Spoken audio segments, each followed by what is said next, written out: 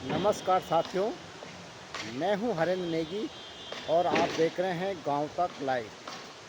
साथियों, आज हमारे साथ हैं केदारनाथ उपचुनाव के संयोजक भरत चौधरी, जो रुद्रप्रयाग जनपद के विधायक हैं, 2 बार के विधायक हैं।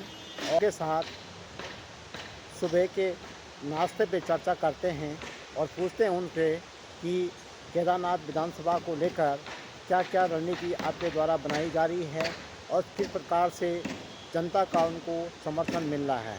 इन्हीं शब्दों के साथ चलते हैं उनके पास और पूछते हैं कि आगे की रणनीति क्या है आपकी और किस प्रकार से आने वाले 20 तारीख को जो केदार घाटी में जो मतदान होना है और 23 तारीख को उसका रिजल्ट होना है, उसको लेकर किस प्रकार की रणनीति भाजपा के द्वारा बनाई गई है और उनको चुनाव संयोजक की जिम्मेदारी दी गई है।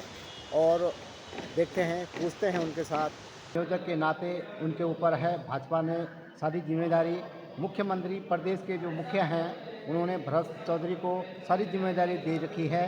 अब हम उनसे ही सवाल करते हैं कि चौधरी जी, जो ये संयोजक की जिम्मेदारी मिली हुई है, आपने तो कई चुनाव लड़े हैं, लेकिन इस बार का चुनाव कैसा लग रहा है आपको केदार घाटी का? सबसे पहले गांव तक के सभी दर्शकों को मेरा नमस्कार। चुनाव का जहां तक प्रश्न है, मैंने पहले भी बताया है कि केदारनाथ विधानसभा का उपचुनाव अब महज एक औपचारिकता बन करके रह गया है। एक तरफा चुनाव है।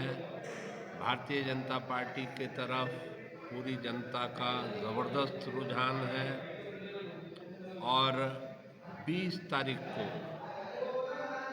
बड़ी संख्या में, बड़ी तादाद में जनता बाहर निकलेगी और 23 तारीख को जो परिणाम होगा वो सिद्ध करेगा कि केदारनाथ विधानसभा क्षेत्र के अंतर्गत अभी तक जितने भी विधानसभा चुनाव हुए हैं उनमें सबसे बड़े अंतर से, सबसे बड़े मार्जिन से भारतीय जनता पार्टी जीत हासिल करेगी। विधायक जी, का हकीकत है।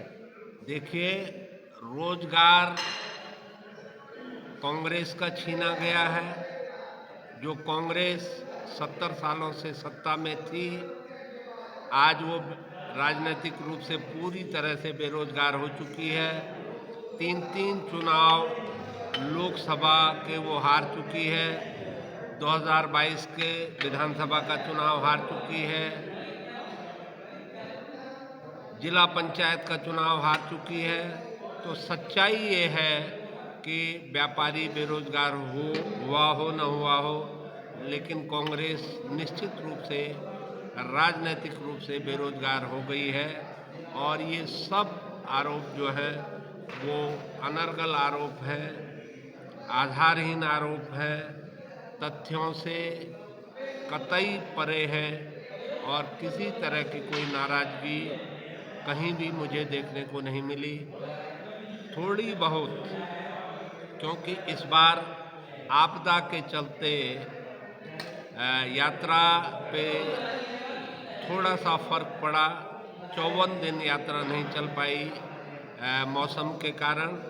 उसकी वजह से हो सकता है कि व्यवसायियों को अपेक्षाकृत कम लाभ हुआ हो, लेकिन लगभग 10 करोड़ की राहत राशि बांट करके जो घोड़े खच्चर वाले हैं, जो होटल व्यवसायी हैं और जो ट्रांसपोर्ट व्यवसायी हैं, उनकी क्षतिपूर्ति करने का प्रयास हमारी संवेदनशील सरकार ने किया है। पुष्कर सिंह धामी जैसा संवेदनशील मुख्यमंत्री पहली बार इस प्रदेश को मिला है और कांग्रेसी कितने भी आरोप लगा लें, उससे कोई फर्क पुष्कर सिंह धामी की छवि को पड़ने वाला नहीं है। पुष्कर सिंह धामी एक युवा मुख्यमंत्री के रूप में, एक दूरदर्शी राजनेता के रूप में पिछले 3 सालों में बहुत तेज़ी से उत्तराखंड में उभरे हैं और उत्तराखंड के भविष्य के रूप में, उत्तराखंड के का जो मुस्तकबिल है उसको संवारने का काम पुष्कर सिंह धामी आने वाले 10 साल कम से कम और उनको यहाँ पर मुख्यमंत्री रहना है, तो उनके नेतृत्व में न सिर्फ केदारनाथ विधानसभा बल्कि पूरा उत्तराखंड बहुत तेज़ी से आगे बढ़ रहा है। आपने देखा कि स्वर्गीय शैला रानी रावत जी के असामयिक निधन के बाद हजारों करोड़ की योजनाओं की घोषणा जो है माननीय मुख्यमंत्री जी ने केदारनाथ विधानसभा में की और पहली बार एक नई कार्य संस्कृति को जन्म दिया गया है। न सिर्फ घोषणाएं हुई हैं बल्कि द्रुत गति से उन घोषणाओं पर अमल भी हुआ है और कई जगह उन पे कार्य भी प्रारंभ हो चुका है। तो पुष्कर सिंह धामी जी की जो ये नई कार्य संस्कृति है, इसको देख करके केदारनाथ की जनता बहुत ही उत्साहित है, गदगद है और थोक के हिसाब से इस बार भारतीय जनता पार्टी के पक्ष में मतदान करने वाली है। चौधरी जी, सवाल आप नाश्ता भी कर लीजिएगा। सवाल ये है कि हरीश रावत कहते हैं कि केदार की घाटी की जनता को पहचानने में भाजपा ने देर कर दी।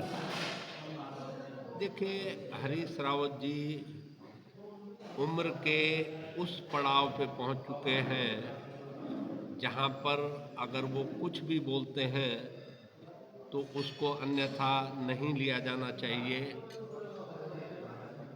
हरीश रावत जी उत्तराखंड के बड़े नेताओं में शुमार रहे हैं, उनका भी अपना समय था, लेकिन हमारे यहाँ गढ़वाली में बोलते हैं सदानी निरण रे झोंतू तेरी जमदानी।